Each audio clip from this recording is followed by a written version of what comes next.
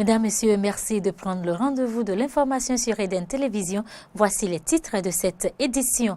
Rentrée académique solennelle 2017-2018 à l'université d'Abomey-Calavi. C'était dans la matinée de ce jeudi 5 octobre 2017. Ensemble, réalisons le Bénin dont nous rêvons. C'est le thème du 3e congrès du Parti Union pour le développement d'un Bénin nouveau qui démarre demain, vendredi 6 octobre. Plus de détails sur les préparatifs dans cette édition. C'est tout pour le sommaire.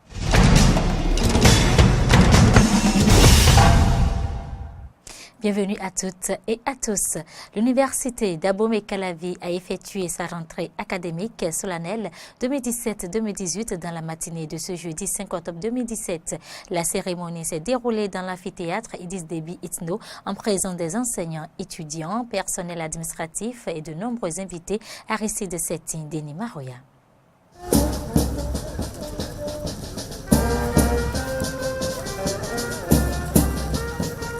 Le top est donné pour les activités académiques au titre de l'année 2017 et 2018 à l'université d'Abomey-Calavi. C'est par une procession des enseignants qu'a démarré la cérémonie officielle de la rentrée universitaire. Une rentrée dont la particularité réside dans les réformes annoncées par le gouvernement Talon. Au nom des enseignants-chercheurs, le professeur Daouda Maman a salué les différentes actions de l'équipe rectorale et a adressé un message à l'endroit de la future équipe. Au plan infrastructurel, il faut rappeler que sous votre mandat, nous avons connu la construction de beaucoup d'amphis.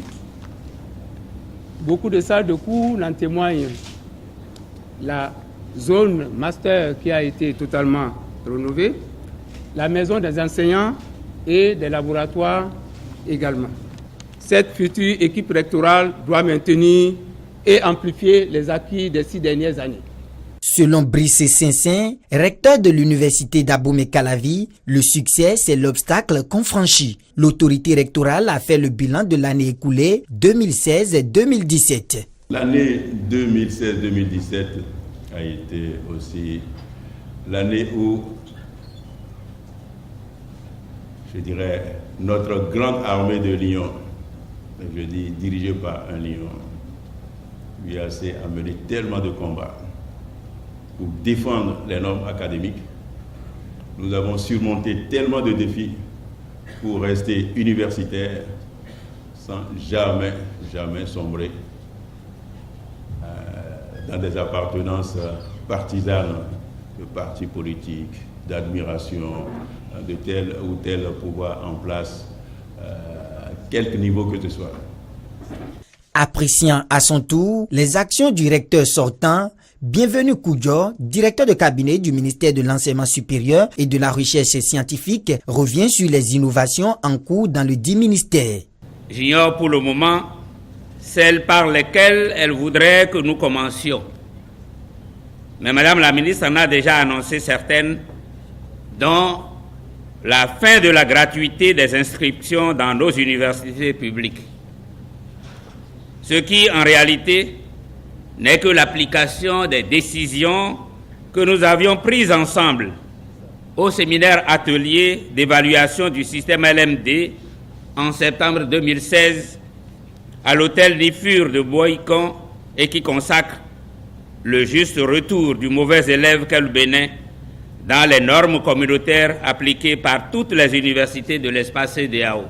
Une conférence inaugurale sur le thème « L'assurance qualité dans l'enseignement supérieur » animée par le professeur Eloge Agbossou a mis un thème à la dite cérémonie.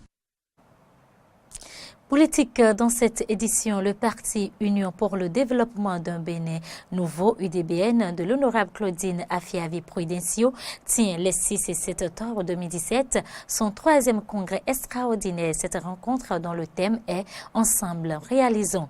Le Bénin dont nous rêvons réunira à l'Est usine d'engrais de Godomé Dekombé, membres du bureau politique, cadres, militantes, militants, sympathisantes et sympathisants de l'UDBN. Comment évoluent les préparatifs de cette rencontre politique? La réponse dans ces propos recueillis par Laurent Roland Toniquès. Tel que vous voyez, c'est l'organisation pratique du congrès qui démarre demain et après-demain. Bon, je suis venu constater que la réalité est là. Tout est en train d'être mis en ordre pour vraiment l'effectivité de ce congrès. La disposition des bâches, les podiums, l'organisation des membres par rapport à ce déroulement.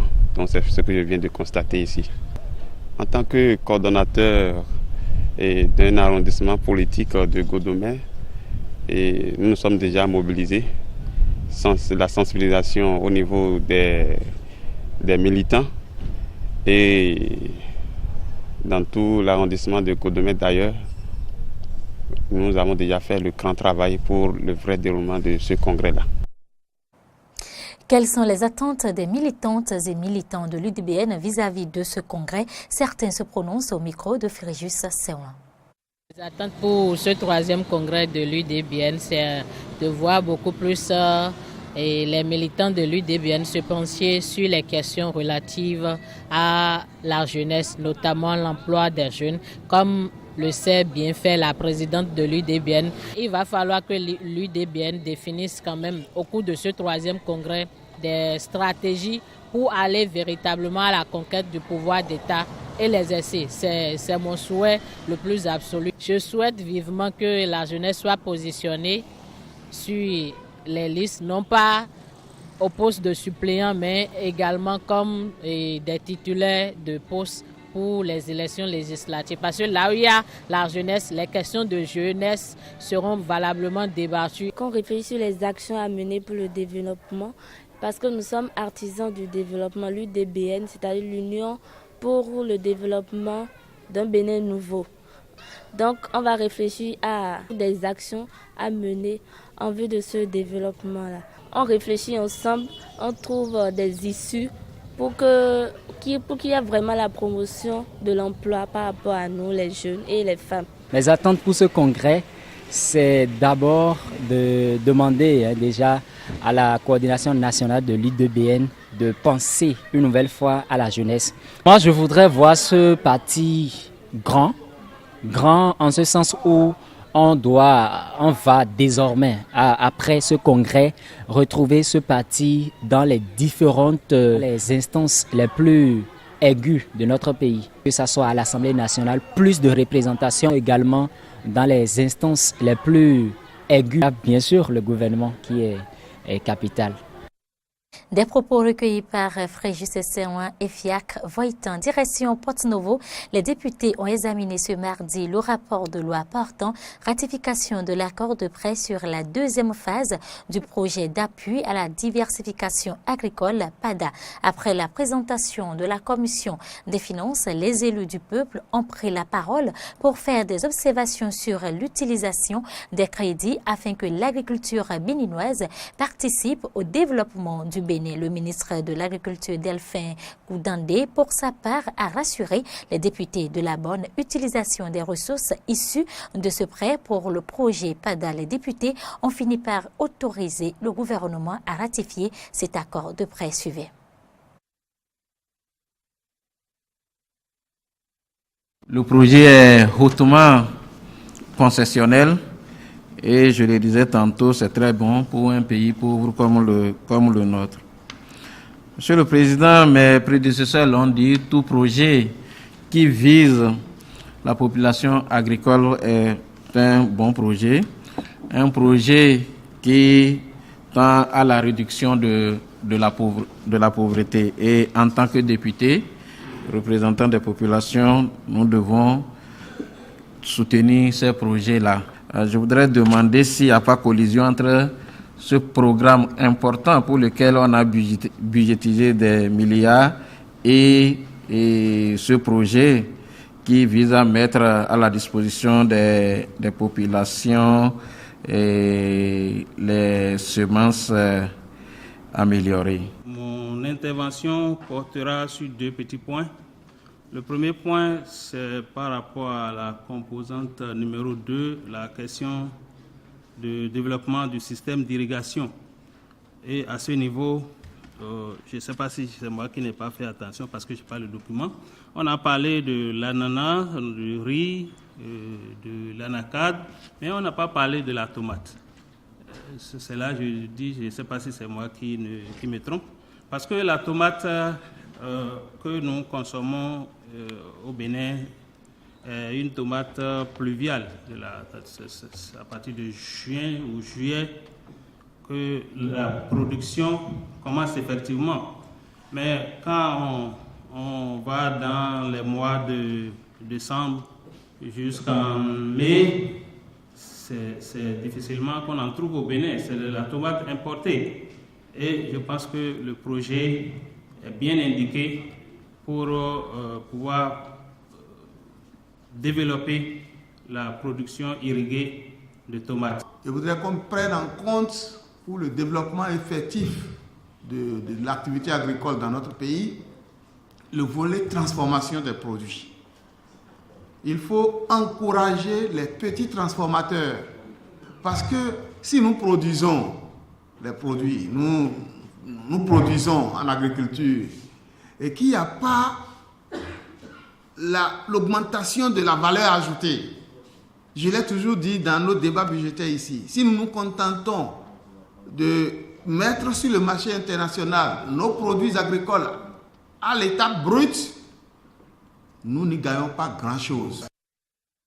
La deuxième édition du programme de formation des professionnels des médias du Bénin en technique et principes des grands reportages et en investigation journalistique a pris fin vendredi 22 septembre 2017 dernier à l'Institut supérieur des métiers de l'audiovisuel ISMA. C'était en présence du président fondateur de l'ISMA, le colonel Marcelin Zanou, du coordonnateur national du programme PUM au Bénin, des experts hollandais dépêchés par le Royaume des Pays-Bas et des professionnels des médias bénéficiaires. Reportage.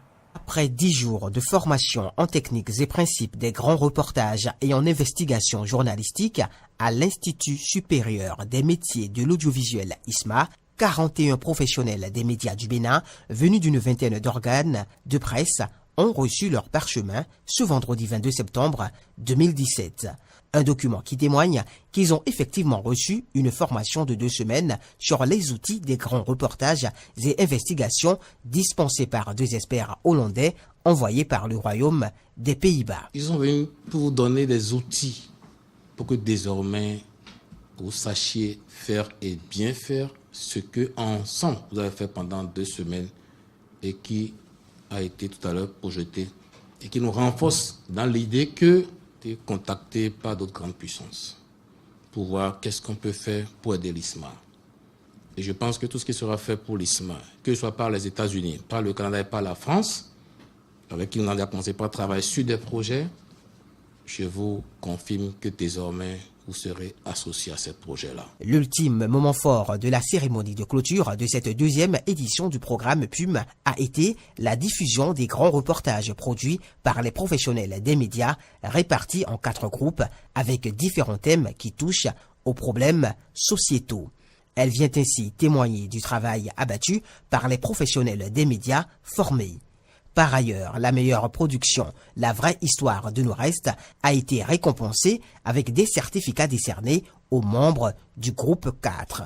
Annek Verbraken, après avoir dit toute sa joie, a annoncé l'usage qui sera fait des différentes production. J'ai déjà contacté 2 universités qui veulent bien voir les reportages. Un des universités m'a même parlé d'un échange des étudiants, une organisation qui s'appelle Free Press United. Et eux aussi sont très intéressés sur les résultats. Et bien sûr, nous va publier les reportages dans le site de PUM.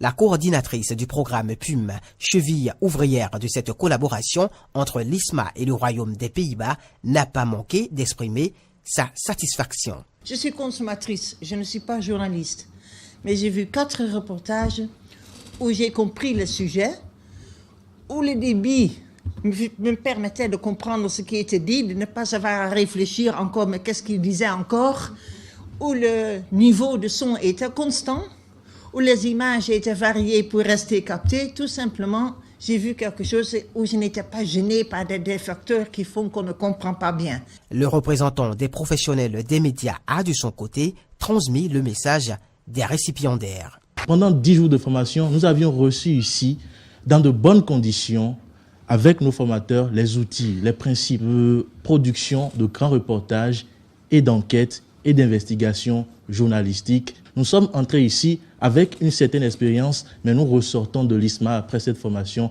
avec plus d'expérience, avec plus d'outils pour aller offrir quelque chose de meilleur à nos téléspectateurs, auditeurs et lecteurs.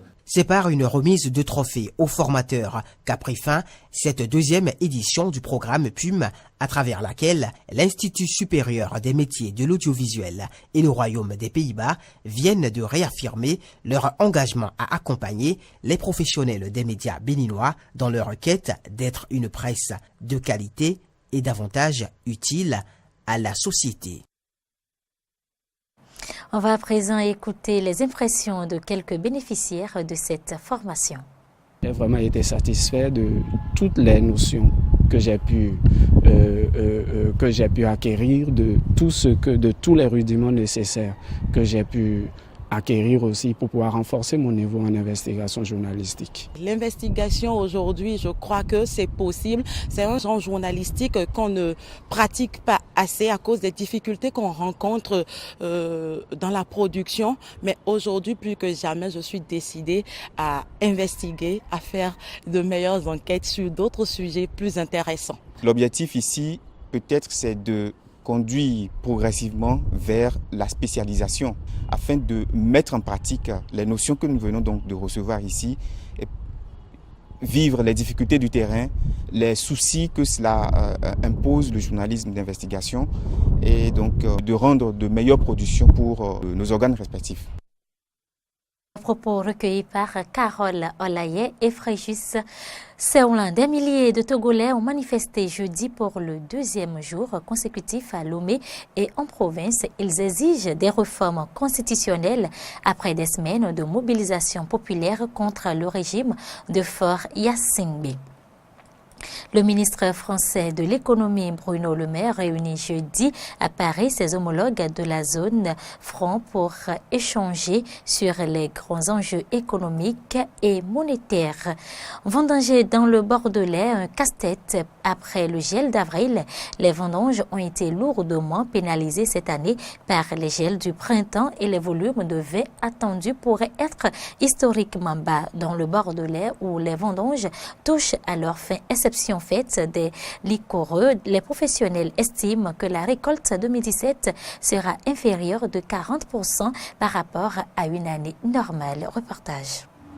Dans le Bordelais, les vendanges touchent à leur fin et cette année, les viticulteurs font grise mine. En cause, le gel qui a touché de nombreux vignobles fin avril. À Marcillac, ce vigneron ne peut que constater les dégâts. Sur un pied qui est ici pas très touché par le gel, on voit qu'il y a 7-8 grappes à peu près sur ce pied, donc c'est à peu près une année normale où on a entre 10 et 15 grappes en général par pied. Par contre, juste à côté, sur le rang d'à côté, on voit bien ici que sur ces pieds, il n'y a quasiment aucune grappe de raisin. Avec ces gelées anarchiques qui ont touché la majeure partie du Bordelais, les professionnels s'attendent à une récolte inférieure de 40% dans la région. Non loin de là, sur les terres de la propriété familiale, les Jonquières près de Blaye, les vendanges se font à la main depuis des décennies. Un avantage cette année pour sélectionner les grappes dont certaines ne sont pas encore mûres. La bonne humeur est de mise et le travail avance vite, faute de raisin. Tout est rétréci en fait. Les branches sont rétrécies, les feuilles sont rétrécies. Du coup, des fois, il y a des grappes qui n'ont pas pris la pollinisation, donc ils n'ont pas pu se développer du tout. Ou des fois, ça se développe un petit peu, donc c'est des petites grappes, des petites graines. Et après, des fois, il y a des beaux raisins, par chance. En une matinée, la parcelle est déjà terminée. Au chai, le constat est sans appel. Même si les raisins sont beaux, les cuves de fermentation ont du mal à se remplir. D'habitude, j'ai le nombre de cuves suffisant pour faire une vendange. Mais là, on a deux petites cuves, une petite cuve pleine, on va dire, et celle-là qui est à un tiers. Pascal fait ses comptes. Pour lui, le cru 2017 représentera à peine le tiers d'une année normale. Les premières analyses annoncent toutefois des jus de bonne qualité. À quelques dizaines de kilomètres, voici la coopérative viticole de Toutiac, la plus grande de Gironde. Les camions se succèdent pour livrer des tonnes de raisins, mais là encore, la quantité n'est pas au rendez-vous et la qualité très hétérogène. Afin de préserver les grappes qui n'ont pas gelé, la vinification doit être beaucoup plus précise, parcelle par parcelle. Toutes les parcelles qui ont été gelées ont été récoltées le même jour. Et elles ont subi un process particulier pour faire des profils qui sont vraiment adaptés à des maturités qui sont un peu disparates au sein de la parcelle. Donc ça fera surtout des vins sur lesquels on va chercher le fruit, la gourmandise, et qui ne feront pas forcément des vins de garde ou des vins qui seront passés en barrique. Dans cette immense coopérative qui regroupe 450 viticulteurs, seuls 100 000 hectolitres de vin pourront être produits cette année, contre 220 000 d'habitude. Un manque à gagner qui s'élève à 25 millions d'euros. Ainsi s'achève cette édition. Merci de l'avoir suivi. À bientôt.